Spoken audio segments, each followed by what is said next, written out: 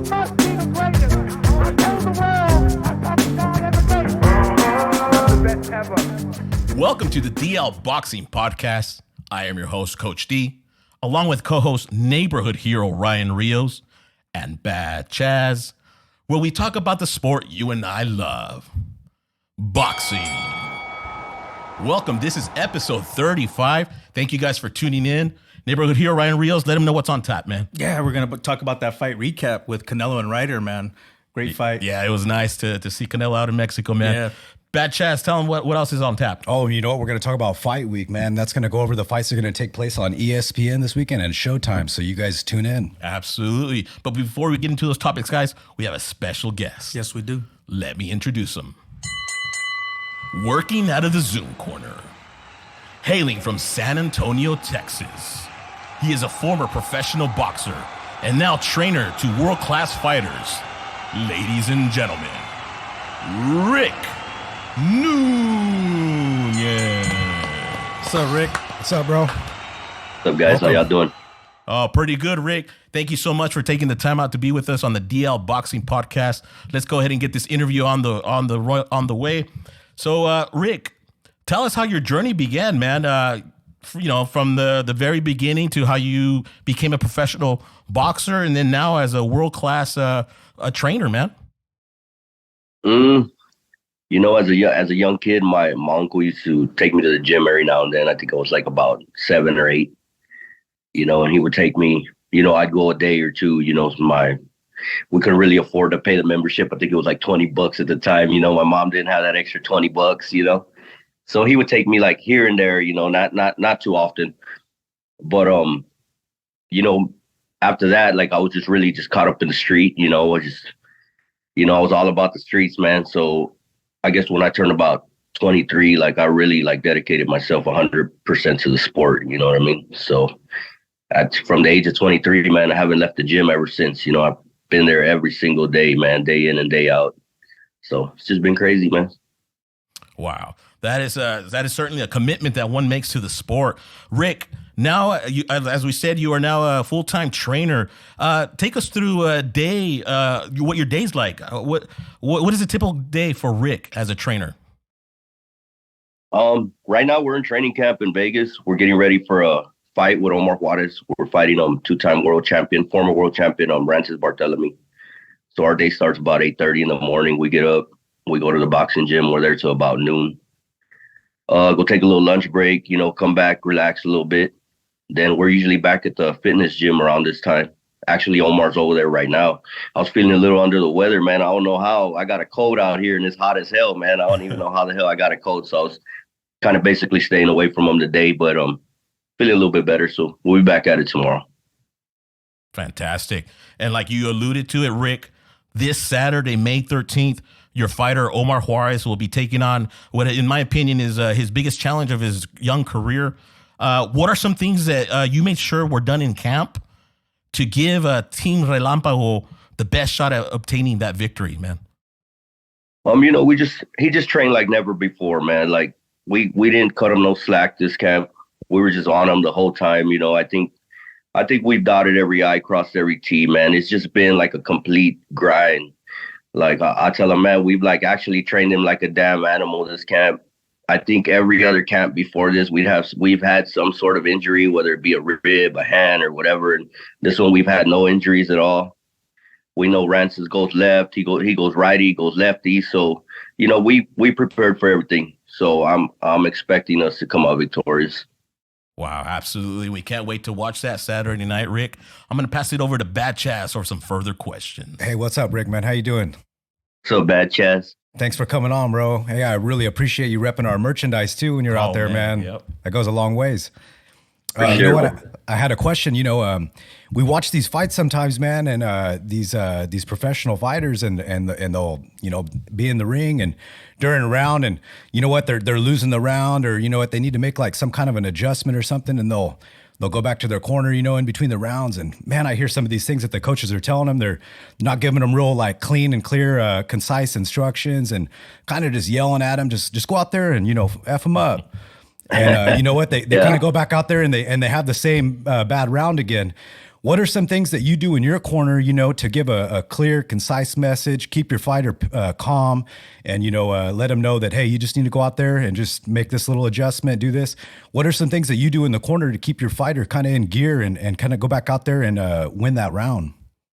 Yeah, you said it yourself, man. The main thing is to keep the fighter relaxed. You know what I mean? Like if he has a bad round, good thing is these fights, they're long. The fight is long. It's not won or lost in one round. So the main thing is just keep them relaxed. If they have a bad round, it's okay. Get back in there and just win the next round. I always tell my guys, one round at a time. That's all we need. Just win one round at a time, and just keep them as relaxed as possible. Okay.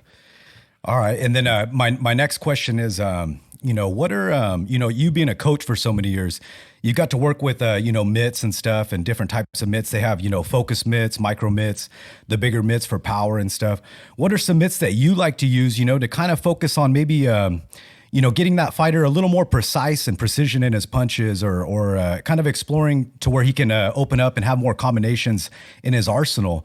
What kind of mitts do you like to use? Not necessarily for power, but to just kind of open up their mind, you know what I mean? And kind of get them to be throwing more punches, you know what I mean? Because sometimes these fighters, maybe they'll throw one or two punches and then you're just like, man, I need like 3 or 4, maybe 5 punch combinations. What are some mitts that you like to use and some drills that you go through? Pretty much for everything, I kind of use the focus mitts, man. It's just a lot easier. I use those for power. I use them speed, precision. Like that. That's just basically my mitt of choice. You know what I mean? I don't really like them big mitts too much. Of course, for the bigger guys, the heavyweights and stuff, then yeah. But, there's a guy down here that I helped out with some mitts last week, Carlos Adames. And I had them focus mitts on, man. I was like, fuck, my back was hurting. Yeah. After that, my elbows, my shoulders, man, like that guy right there, that's the real deal, man. For a guy like that, you definitely got to use the bigger mitts, man, because that guy could punch. Yeah. Is there a certain brand you like to use or specific ones? Just whatever's more comfortable. I've had some Title that are really good. Right now, I got some Rivals that are really good. It just depends. It just depends what I'm feeling that day. But they're pretty much, I think all focus mitts are pretty much all the same. Okay. Right on, Rick, man. I'm going to turn it over to Neighborhood Hero now, man. Thank you. Hey, what's up, Rick? Thanks for coming on, man. Hey, I know you've been away in Vegas for a while working with Omar, but is there any shout outs you want to give to the South Park Boxing Academy amateurs fighting out there? Because, man, I know they're working hard for you, dude, when you're not there. Any shout outs you'd like to give? Hey, actually, I was talking a little bit of shit to him, man, because I heard that while I've been gone, one of my pros been bringing his girlfriend to the gym every day. So I said, oh, shit, I didn't know, that we recruited a damn cheerleading squad, over to the gym. We got cheerleaders there now. I'm like, I don't know what the hell's going on, man, but I'll be back on Monday, get on all their ass, man. So they know once I get back, man, it's game's over, man. It's time to work, So they're all good kids, man. My son probably be turning pro here pretty soon. He'll be 17 this summer, so he'll be turning pro. He's got about 80 amateur fights. We got a couple good kids. My little cousin, he's been ranked number 1 3 years in a row. He's a smaller guy, maybe about 112. He'll be turning pro this summer also. So, we got a couple good guys there, man, that are probably going to make a lot of noise, and they have a lot of experience. I've been bringing my son out here to Vegas since he was maybe 5 years old. I remember we would come and stay here for about 2 months at a time during summer, and all we do is train and spar. And 5 years old, he was sparring the 8-year-old guys. Like, he's 16 now. He was sparring all the guys like Cash Flow and, guys that are already pros, and he was sparring them at 5, 6 years old. They were 8, 9 years old, so, he's ready for the transition. So we'll probably do that here pretty soon. Nice, man. With that being said, like you working with amateurs, what is it that you see, like, as far as their style or them just coming in the gym? Like, how do you know that they have that it factor? Like, what is it that you see in a kid, coming in to your gym at South Park Academy? I just think if they're willing to put in the work, and obviously heart and balls, man. If you ain't got heart and balls, then it's probably not the sport for you. You know what I'm saying? But if they got heart and balls, then we got something to get started off of. You know what I mean? A lot of them don't got it, man. This it's not for everybody. So it's kind of tough in a sense when you got to tell the kids, hey, you know what? You might not have it. You know what I mean? Yeah. But there's a lot of guys that right off the muscle, this kid, you could do something with this kid. Yeah, So, exactly, man. You just It's gotta good to have, be on. man. You just gotta have that inner animal in you, just and a lot of people don't have it. But for the most part, all my amateurs, I train them like pros, man. I always tell them don't be so focused on winning amateur fights. Focus on getting better, perfecting your craft. That way, when the day comes and you're gonna turn pro, you're already ready for the pros, because a lot of amateurs nowadays, and even going back a few years, they having a hard time transitioning an amateur style to the pro style, because it's day and night. It's two different ball games. Yeah, well said. One last question. I know you probably watched the fight this weekend with Ryder and Canelo, man. What are your thoughts on that fight?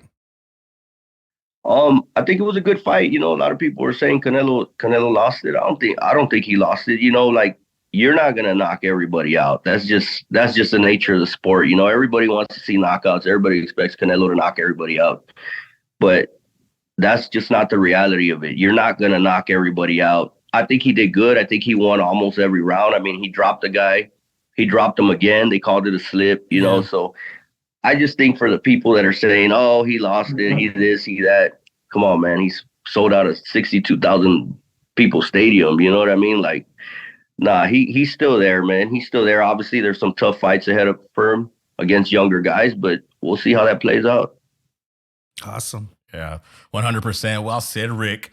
I did want to ask you, not too long ago, Mario Barrios disclosed that, in fact, there was a weight rehydration clause when he fought Tank. Now, having gone through that experience, Rick, how would you advise your fighters going on? Would you accept that type of clause from here on out? Man, sometimes at the end of the day, it's a sport, but at the end of the day, when push comes to shove, it's a business, So when there's that much money involved, it's too hard to say no. You just gotta take the fight, and hopefully everything plays out in your favor. I mean, Mario was a big 140.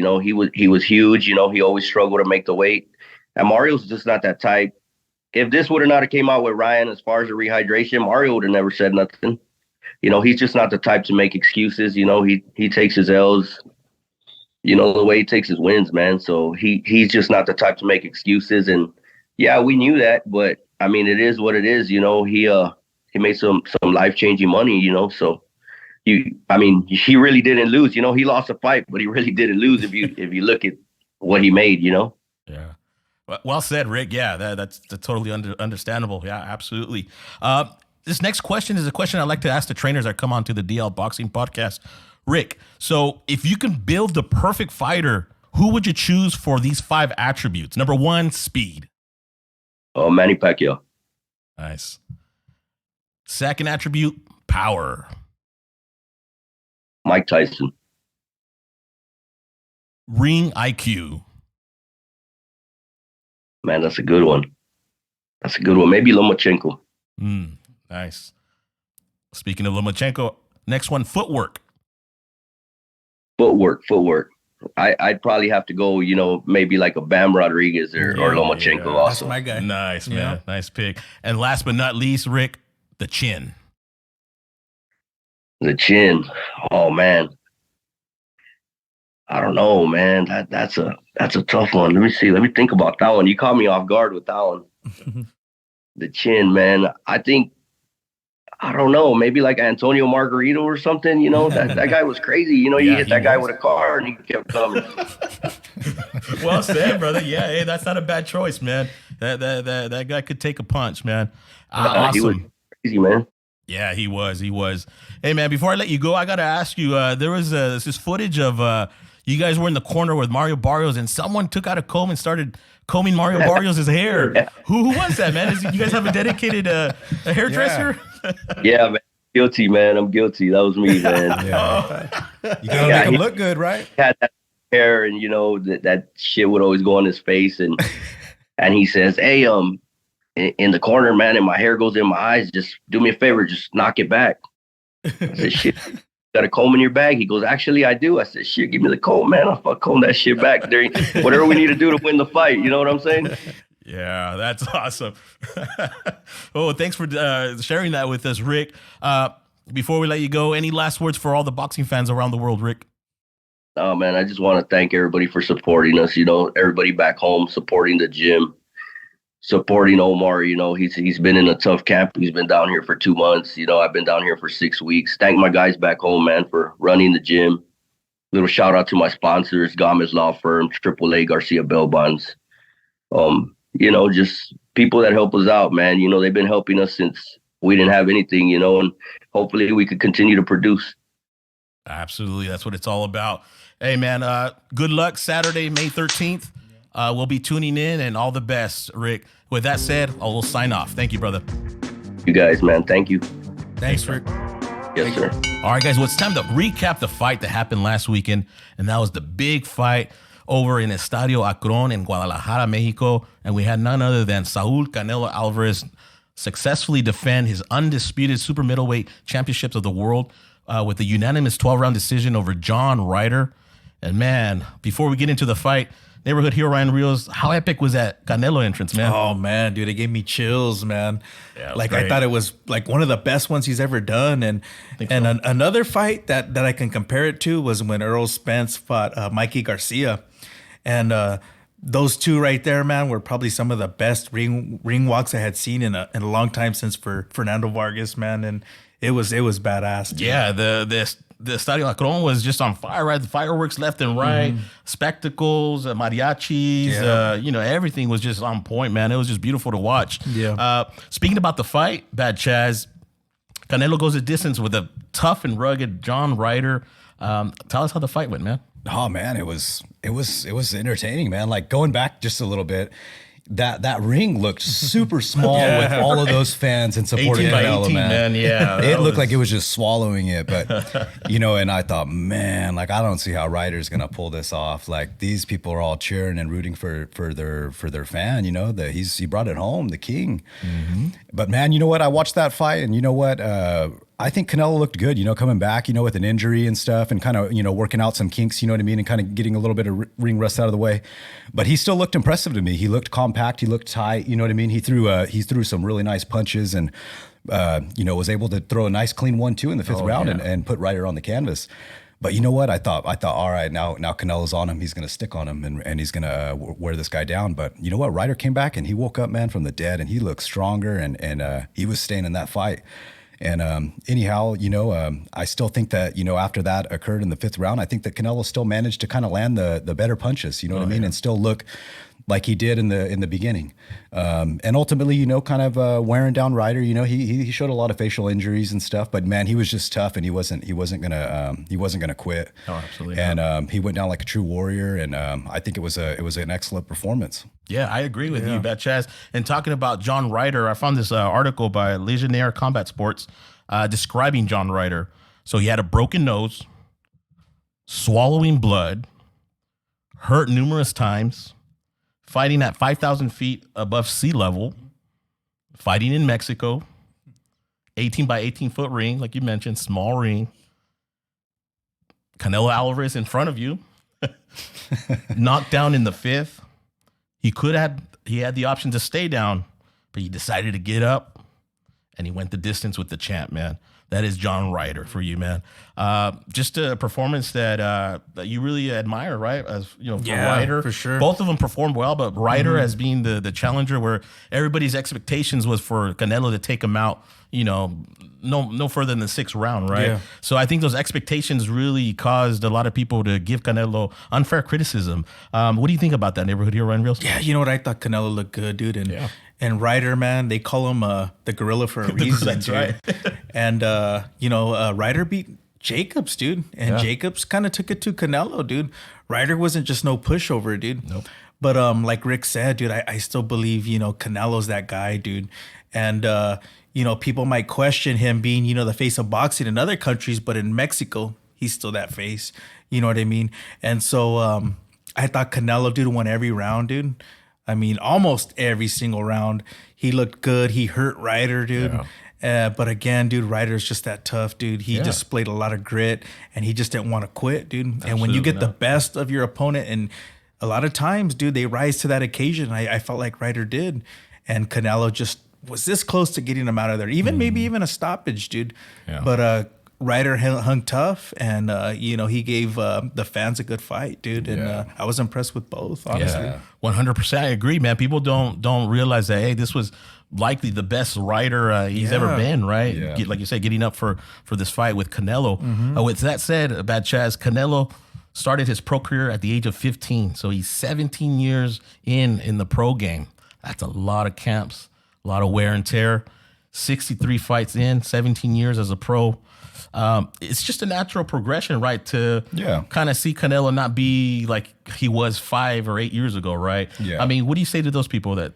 You know what? I mean, we're all human at the end of the day. Right. This guy's been giving, 110 and more percent, since, you mentioned since he was young, and that's just a lot. That's a lot on the body, you know what I mean? And he's still giving us great performances and selling, mass amounts of numbers, pay-per-view, and everybody wants to fight him and they're chasing after him, you know what I mean? So, I mean, man, I just commend him, you know what I mean? And just giving us that many years to the sport and to true fans and stuff. And, you know what? He has a fan favorite style, but he's also, learned over the years how to become, defensively responsible, which made him even more entertaining. Right. And I just can't wait to see, what he does in the future. Even, whenever he does hang his gloves up, what he does to get back to the sport or what he does to bring somebody up in the sport. Because I think that he has a lot to offer, young people, man. And it's going to be very, very interesting to see how that plan plays out. Yeah, good point, Bad Chaz. Well, the future neighborhood hero Ryan Rios, he says he wants to run it back with Dimitri Bivol at 175. Me personally, in my opinion, I think a fight with David Benavidez just makes sense right now, right? This is a legacy fight. This is a fight where if he doesn't fight it, a lot of people can say, oh, you had a great career, but you didn't fight the guy everybody wanted you to fight in that division that you're in, right? This guy is a clear-cut, number one contender, former 2-time WBC champion, undefeated, just had a great performance beating Caleb Plant. Yeah. Canelo, in my opinion, needs to fight Benavidez next. I mean, that would be my preference 100% all day. What do you think the future holds for Canelo, man? You know what? I don't know.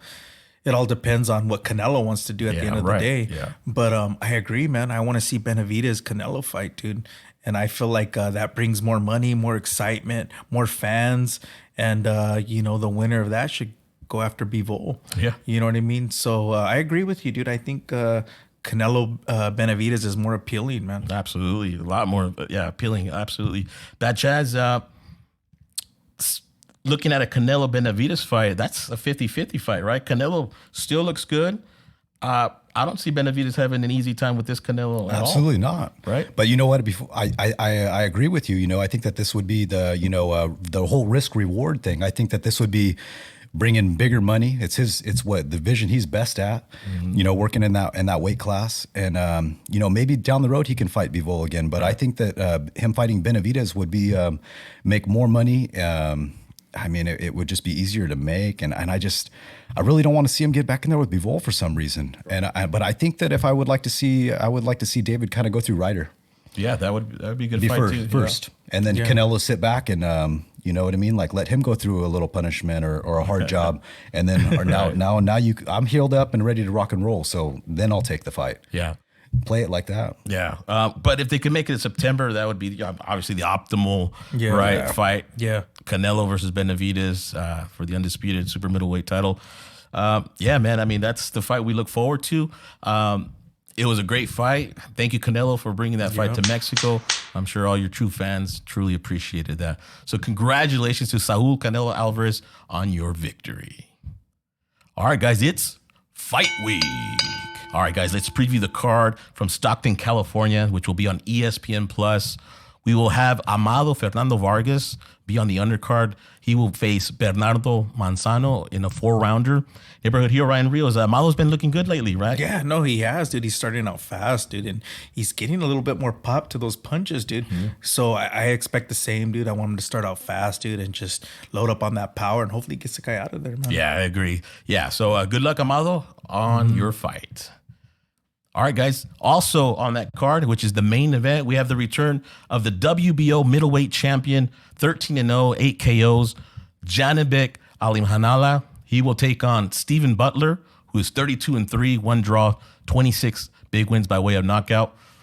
This is over 12 rounds. Bad Chaz, Janibek on his last fight, ESPN hyped him up as the boogeyman. And I believe his last fight was against Bentley, and Bentley, much like Ryder, took him the distance and was neck and neck with him, man. What does Janibek want to, kind of prove in this fight? Don't let Butler come in there and turn this into his fight. Don't let him fight the way he wants to fight this fight. Hopefully he had a good camp. You know what I mean, and stamina's on his side that night. You know what I mean, to where he looks like the fresher and crisper fighter. I know Butler. He's coming off of a little winning streak, and you know what I mean. He's got a good little thing going for himself, and hopefully Janibek can kind of stick to a simple game plan, you know what I mean, and control that fight from the beginning. Yeah, absolutely. Should be a good fight. Don't miss that card from Stockton, California on ESPN Plus.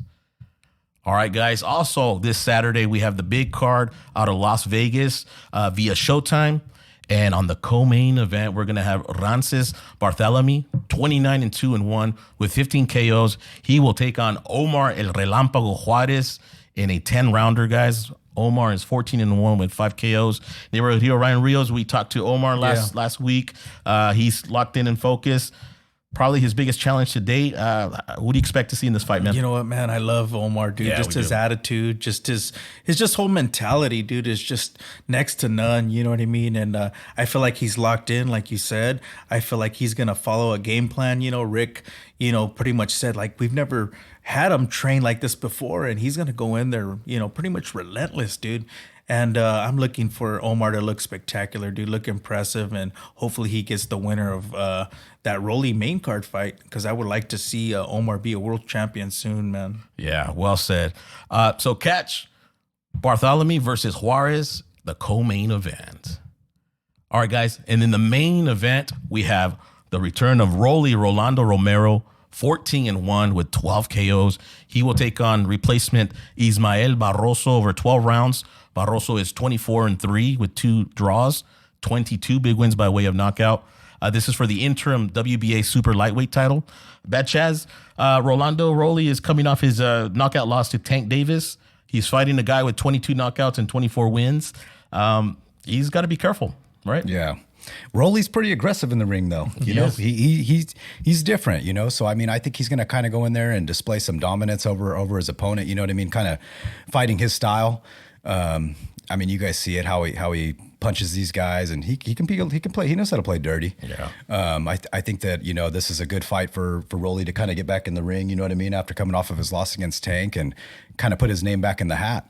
But I mean, at the same time, you can't discredit his opponent, because I mean he definitely has knockout power. So I mean, I could see this. If he's not careful, and he gets reckless and overcommitted, I see it could change the direction of the fight. So.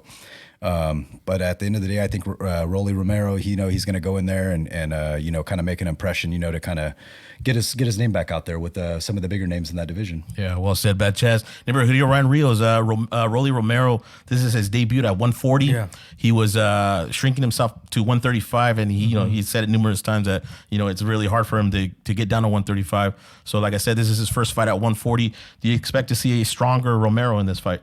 Yeah, I do, man. Those extra pounds is going to make a difference, dude. And he'll have definitely more power for sure.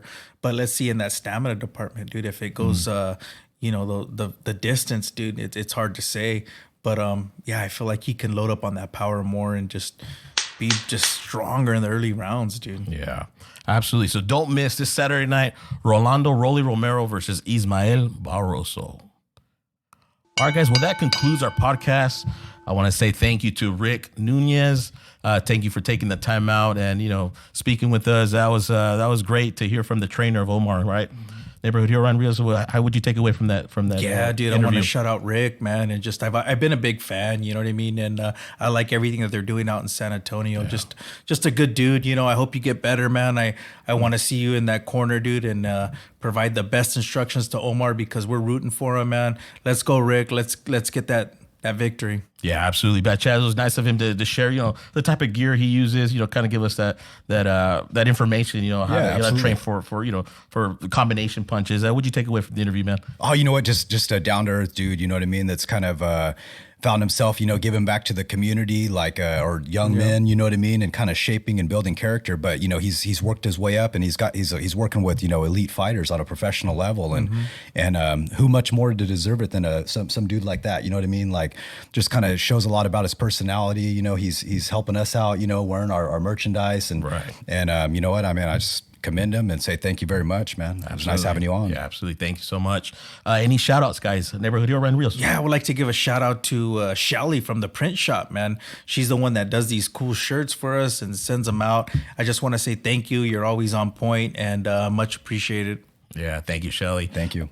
Bad Chaz, any shout outs? You know what? I just want to say good luck to the kids from Hanford Powell. They're going to a tournament in Las Vegas this weekend. So just want to wish them luck. You know what I mean? We're Absolutely. right here rooting for you guys, man. Absolutely.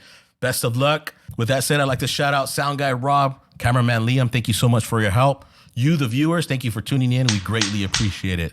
And with that said, guys, I am Coach D, along with neighborhood hero Ryan Rios and Bad Chaz. And we're out, guys.